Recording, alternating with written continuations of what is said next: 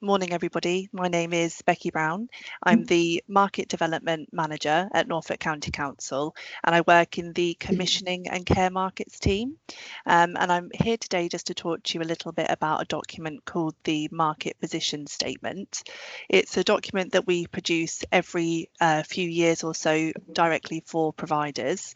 And I just wanted to let you know a little bit about what the document is, if you've not heard of it before, what it should be helpful for, some of the changes that we're making this year with the 2025 refresh, and just an opportunity for you to be able to ask any questions that you might have about the document or any other comments that you might have. So some of the key characteristics of a market position statement. So this is just letting you know a little bit more about what it is designed to do. So the market position statement should be setting out a clear picture of what some of our current and future demand and supply is around our adult social services, how commissioners plan to support, and how we plan to shape some of our markets in the future.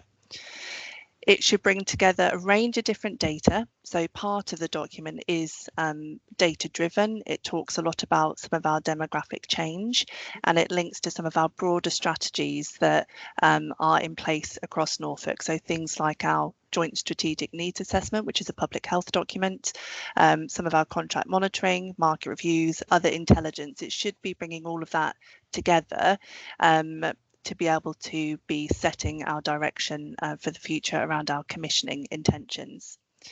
It should offer information to providers, the type of information that's needed to plan services, for providers to be able to identify opportunities and to hopefully help to build sustainable business models, taking into account the changes that are happening within our communities, funding, and various other kind of factors that influence what we do. It covers all actual and potential users of care, not just those funded by the local authority, and it's all aligned with our duties under the Care Act to promote a diverse and sustainable market.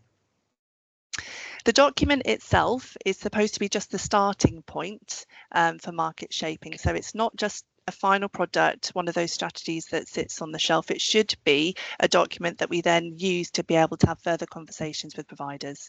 So it sets the direction, and then over the course of the year at Norfolk, we use things like our Shaping the Market webinars. We have conversations here at NorCA subgroups about what does all of this mean, and we try to work with individual sets of providers to be able to bring all of the relevant people together to have those conversations. The document itself should be clear, concise, user-friendly, and it should be refreshed regularly. So there's no guidance to say it's a document that should be an annual document, for example, but it is something that should be refreshed every few years, so to make sure that it's still relevant. The last one that we've got online at the moment is from 2023, and we're now in the process of updating it. So I'm going to show you what the timeline is shortly, but we're sort of in the throes of working with commissioners to get all of the key messages together with the hope of, well, with the plan to upload the most recent version towards the back end of this year. So just a little bit more background and context. So last year we came to some of the NorCA subgroups. I don't know whether any of you might have seen me at that meeting last year. In that meeting, I brought along some of the relevant commissioners. So we had Anna Fairhurst with me last year, and that was to gather some direct feedback on what the current market position statement is like, how useful it's been, and if providers had any suggestions for improvement. And all of those insights are what we're now utilising to be able to make iterative improvements for this year. So thank you very much if you were one of those providers that had given us that feedback. The main thing I guess that I wanted to highlight that we really listened to amongst a few things was that some of the feedback had been that the document itself always had been a PDF document. Sometimes it was 50 to 100 pages, and providers have said that that sometimes was a bit unwieldy and quite difficult to navigate. Following from that, we decided to put the document onto the norfolk.gov UK platform. So it's a web-based document at the moment. And whilst a lot of the feedback has been positive that it's now online, in the process of doing that, what we'd realised is that it was quite difficult to work with some of the accessibility rules of our platform to get all of the infographics on the website in the way that we wanted to. So we've ended up with quite a lot of lists of data that, again, providers have said that actually is worse than what you had before. So we've made it our duty this year to make sure that any data that we're putting in there is as user friendly as possible, and reintegrating things like infographics to make it more user friendly. So we acknowledge that in the process of getting it onto an accessible format, it's actually in places made it quite difficult to navigate. So we're working really hard this year to try and fix that. Okay, and one of the main other things I wanted to highlight to everybody is there's a big section in our market position statement that is around market analysis. So where it focuses on specific parts of the market. So for example, we focus on residential and nursing as a market. We focus on day opportunities as another section. This year we're designing them into something called sector-based profiles. So there'll be downloadable PDF documents on the website. They're designed to be around 8 to 10 pages, hopefully clear, concise, valuable, relevant, all of those things. And you can see hopefully on those slides there's a list of the proposed content that we've included this year. We've gathered some feedback previously to make sure that that's the type of information that's going to be of most use to providers in terms of helping for business planning, and that's what we're working to this year.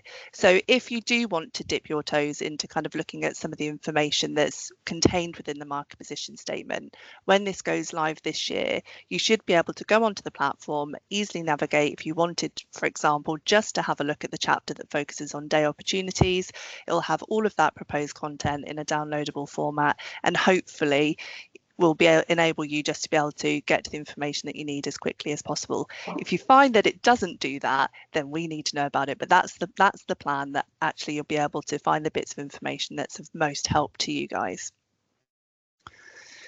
This is just an infographic to show you the profiles that are in development at the moment. You can see that there's 6 main sector profiles. We have one on prevention and early help, another on direct payments, day and life opportunities, home care, housing with care and support, which is quite a big profile because it includes things like supported living, independent living, housing with care and specialist housing, and residential and nursing. So there's 6 main sector profiles which will have all of the market analysis, and then there'll be various other bits and bobs that will signpost you hopefully to useful pieces of information. But I would suggest if you haven't used it before, they're going to be a really good place to start. So this is just the timeline that I mentioned in terms of what work is happening around updating our MPS. So obviously we're in July at the moment, and myself and my colleague have been attending each of the subgroups just to provide this bit of an update and an opportunity to open out a few questions.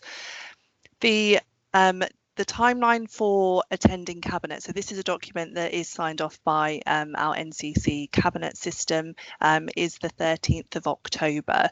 So by the 13th of October, this document will be signed off. The intention is then, over the course of probably just a couple of weeks beyond that, is finalising all of the documents with our graphics team to get it all uploaded onto the web platform, make sure it's fully accessible and compliant. And then in November, we will be launching the document officially with providers, sending out invitations to attend spotlight sessions for you to be able to come, look at the document, ask questions, have those further conversations with commissioners. So really, in terms of your access to the document and sort of engagement with this process and opportunities to get best use out of it, will be from November. But in reality, a lot of the work is happening now with commissioners.